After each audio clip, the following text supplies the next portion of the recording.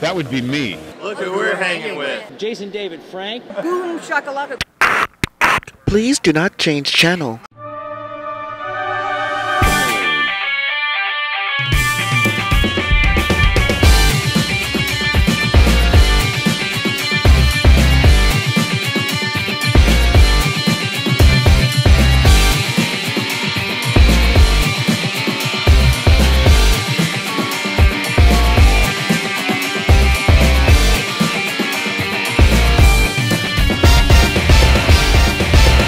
Hello, World Wide Web, and welcome back to the Hangin With Web Show. I'm GW Pomichter. Thank you so much for logging on and tuning in. Hit subscribe, smash that button, hit the little notification bell. You can come back over and over again. We've got artists, authors, filmmakers, comic creators, creative minds of all kinds. And right now, we have got Jason Spriggs and Mike Langendorfer. Correct.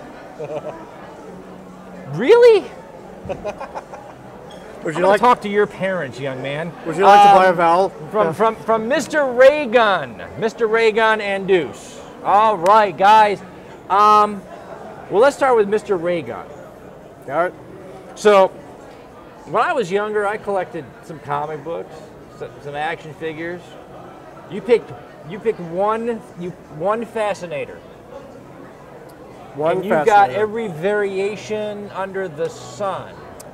Well, which sun? There are many suns of which these come from. Cosmic ray guns come from. Yes. And yes, it wasn't necessary. I mean, I was like you. I had action figures and Lego and ray guns and girls. And wait. But you had action figures, comic books, ray guns, and girls? Yes. We hate him. I was the unique dweeb. That's right. How did that happen? Yes. Well, I could tell you, but not on that. There's a not secret. on this. Not on this platform. Yeah.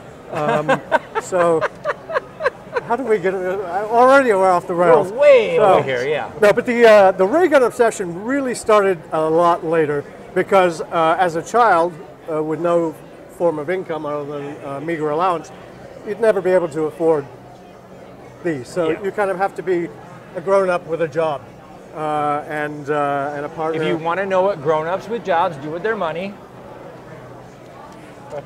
ray guns.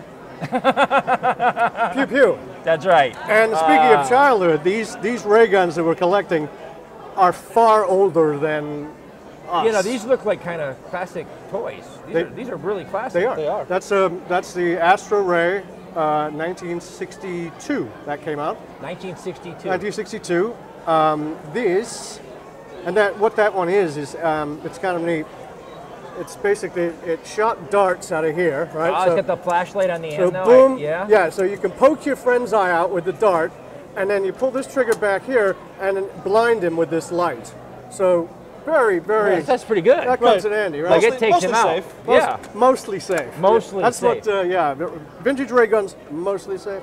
And then this guy, this is actual like a European replica of a Remco ray gun. Okay. And basically, when it has batteries in it, it would make a really annoying noise. Oh, yeah, so mom and dad really hate you. Yes, exactly. And then they want to sell you. This little dial here, you can turn, and the light will shine through and turn out different colors, right? Oh, So, like I said, originally a Remco, which was an American company. Yeah. But then knockoffs all over the world, right? Of course, yeah. And some are more collectible than others. But what we, so the obsession developed a little later in life, and then suddenly we went, well, we've got, let me see that one, we've got... Yeah, you got some really interesting little... This one is particularly interesting. Okay, what is this? This is the one that started it all.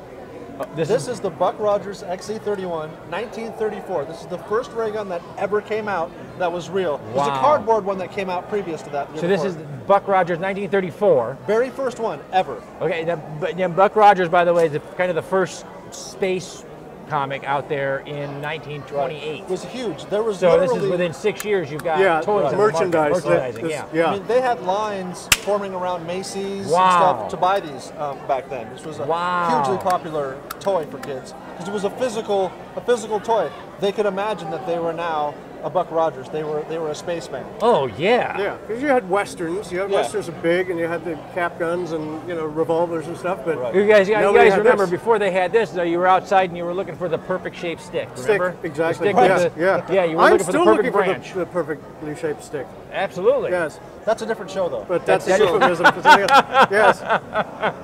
Okay. What's this guy here? What do we got here? This is this is another Buck Rogers, which came out about 10 years after the first guy there, the XZ31. Yeah, this is the U-235 atomic pistol. That's the disintegrator. Atomic pistol. Basically the same thing. It pops, makes a pop noise. And in here, there would be a flint that would activate and spark smart window. This is one of ours that doesn't spark anymore, but it does still pop. This was made very famous. It was on the cover of the Foo Fighters album. That's right. 1995. Okay. Right. Okay, so you started collecting. So we started collecting. Then it became an obsession. And then it became an illness. As collections do. Yes, an illness. So we looked around one day and thought, wouldn't it be wonderful to have this big coffee table book of photography, really nice photography of the guns. Now he couldn't stop with the guns, though. Right. Well, we thought, what else? Okay, so we got guns from the 1930s to the late 60s, early 70s. What else was popular around then? Pinups. Pinup girls. So. It's true. YouTube, it is true. There are two things that little guys like. Ray guns. Big guys, too. And girls. Sure. Big guys, little guys, medium-sized guys, all of us, really. Pin-up girls and ray guns. Yeah, it seemed. That's a winner. It didn't seem exploitive. It seemed kind of a natural thing. I mean, you can take anything and just add girls. But this seemed natural because pin-up was a legitimate. It was an art form back then. It really truly was. So a trend. So we want this. Yeah, we don't want just any old cosplay girl, just leotard and makeup and stuff. That's really. We want it period accurate. So if she's holding the 1934 gun, then she's got a little swimsuit that's from that decade. That era. That hair, Very all cool. of that, and the makeup. So we're taking great pains to try and be accurate to the times. That is awesome. 30s to 60s. And also, there's a whole genre. If you look up sci-fi pinup, you would see that there's a tremendous amount of art that was very popular with in that genre, where you've got pinup girls, but they're in science fiction backgrounds and outfits with helmets. Wow. So we're also trying to pay homage to that as well and tie it all together. So there have been ray gun books out there, very basic, not a lot of information. So our goal was to put out the most definitive book that's ever been done on the topic. On the top, okay. With the most high quality pictures and the most variations of the pictures. Yeah, those two other books, they're great books. They one came out in 1991. It's called Zap. Okay. If you want to go look for that, and another one simply called Ray Gun in 1999. They're both great books, but they were limited. The scope. It was just like a single profile shot. And then just a little bit of who made it. Okay. Yeah, the name, that sort of thing. Yeah. And that was about it. And we looked at those. Okay, so these are antique. Okay, this is not your. These are truly This is not corner store $5.99 ray gun. Yeah. This is an antique. What ranging in value? What are some of the antique ray guns? I mean, it depends on a collector, obviously, but yeah, it depends. Yeah. What condition? And condition. Okay. That's a very broad. It's a good question. It's a broad question though, because something like this may cost you $300, $400, depending on the condition. But then you might just get lucky, find it in an auction, and you end up having a wonderful day by acquiring it for $41. That happens sometimes. Okay. I've got a couple. We've got some duplicates of the same gun because for the book, which is coming out this year. Okay.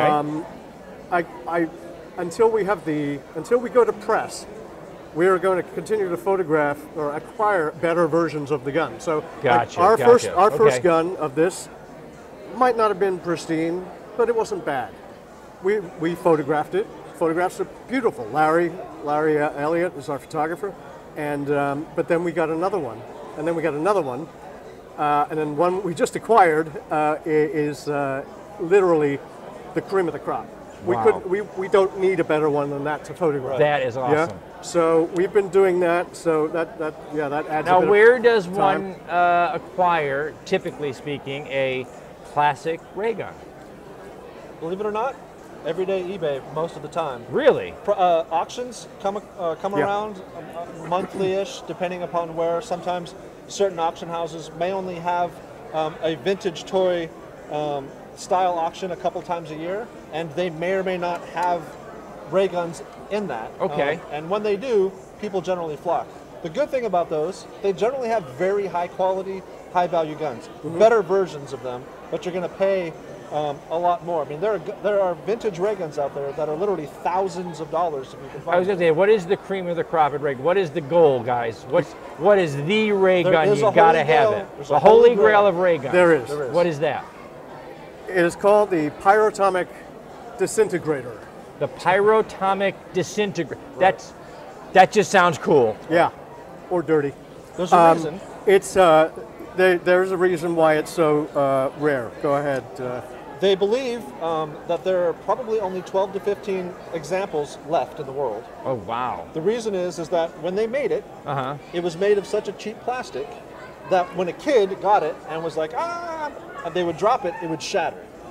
So Wow. they didn't survive. So there was So you had only... to find that one kid that was like, this is cool, I'm going to put it up here on my shelf. yeah. Yeah. which- That kid's got one. Okay. What? See, this is why you don't never hire family. Okay? Okay, so guys, so classic ray guns from Buck Rogers, from Flash Gordon, right? Okay, so I don't know why she wants to know this, but apparently somebody making a toy version of the Marvin the Martian ray gun from the 60s and 70s. And what's that go for nowadays? It's a fair question. I don't know because I don't know who was marketing. That would have been Hanna-Barbera. Yeah, I don't know who did their but merchandising. I don't know. I'm not aware that anybody manufactured that back in the day. Now today, you can buy resin kits at places like this. Yes. That's kind of how I got. Make your own ray gun, kind Yeah, of. yeah. We're actually going to be doing some resin replicas of the hard to find guns because if you didn't have $300 to buy this on eBay or at our booth or whatever, we are going to be making replicas of some. That is awesome. They're of great the for guns. cosplayers. Yes, exactly. They are. Yeah. Fantastic. And beginning collectors, which is how he started, when spending $300 or $400 for a toy seems outrageous, maybe you'd spend $80 or $90 for a replica so you could have it in your kit or something strikes your... Usually what it is dad. Well, I usually think that if you're going to spend $300 or $400 on a ray gun at our age, Right. you want to make sure that you get the $300 or $400 out before your wife gets it to go to the divorce lawyer. Yes, that is exactly true. Here's an idea. Buy the ray Start a gun first. And I have to give hats off to Mrs. Raygun, who has Mrs. been Raygun. incredibly patient throughout this process. I mean, true story. These guns are all over the house, all over the place, and she seems to dig them. But I think mainly probably because she thinks we're going to make some money off the book. Possibly. Look, I'm on my 6th fiction novel. Oh, wonderful. So I can tell you, don't tell her what you make. Yeah. If she's yeah. Because it's welcome to the arts. Yeah. Okay, fine. I will read that card if she makes me. We have to wrap it up, folks. As we do, we want to say thank you to our partners and friends over at Famous Faces and Funnies in Melbourne, Florida, Some Unique Magazine out of St. Louis, Missouri, Space Coast Comics, Jake Estrada, David Grace, and Chuck Fresh over there at IndieCon 2019, Jay Bauer Art, Celestial Healings in upstate New York, Krypton Radio out of LA, radio.com, Pound the Grape in Melbourne Square Mall in Melbourne, Florida. I love that list is so long now that I'm winded. Once more in Latin. That's right. And no. Remember, everybody, we've been hanging out with Jason Spriggs and Mike Langendorfer.